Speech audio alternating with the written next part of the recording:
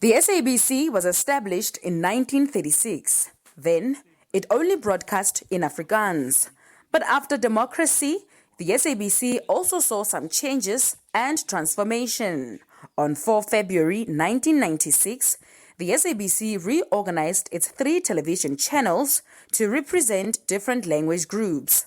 It later increased its broadcasting offering to 19 radio stations and 6 television channels. Today, the SABC is the biggest public broadcaster on the African continent.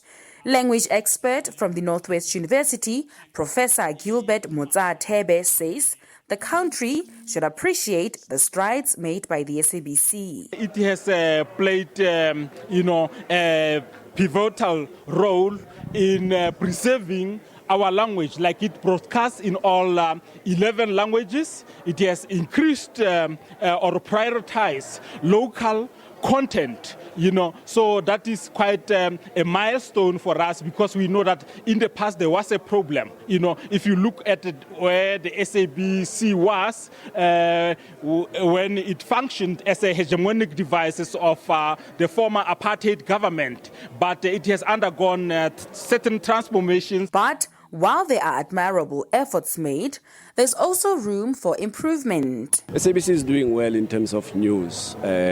When we come to South African Sign Language, we fight in that South African Sign Language should be the 12th official language in South Africa.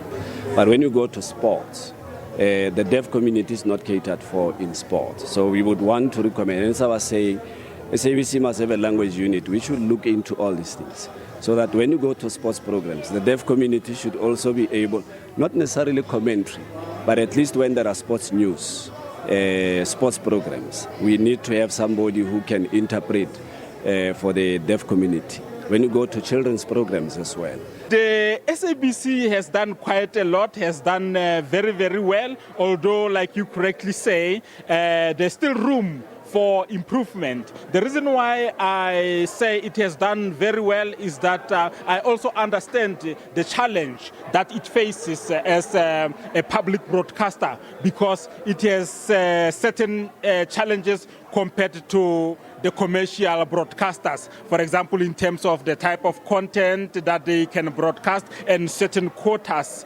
that are part of the licensing requirement. The SABC says financial constraints are a hindrance in carrying out its mandate to the fullest.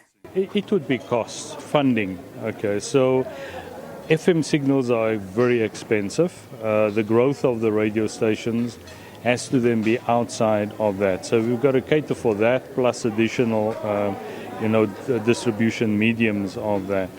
I don't think people realize, but we actually broadcast in about 24 different languages, so it's not just the 11 official.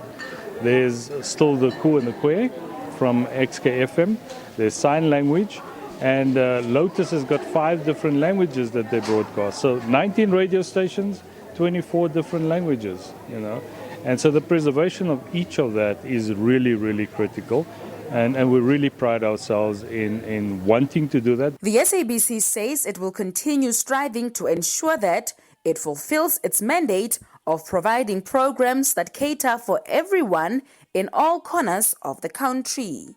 Selwane Khachau, SABC News, Mahikeng.